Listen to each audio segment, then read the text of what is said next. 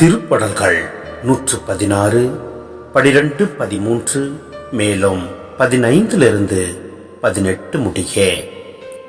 ஆண்டவர் எனக்கு செய்த எல்லா நன்மைகளுக்காகவும் நான் அவருக்கு என்ன கைமாறு செய்வேன்? மீட்பின் கிண்ணத்தை கையில் எடுத்து ஆண்டவரது பெயரை தொழுவேன். ஆண்டவர் தம் அன்பர்களின் சாவு அவரது பார்வையில் மிக மதிப்புக்குரியது. ஆண்டவரே, நான் உண்மையாகவே உம் ஊழியன். நான் உம் பணியாள், உம் அடியாளின் மகன். என் கட்டுகளை நீர் அவிழ்த்து விட்டீர். நான் உமக்கு நன்றி பலி செலுத்துவேன். ஆண்டவராகிய உம் பெயரை தொழுவேன்.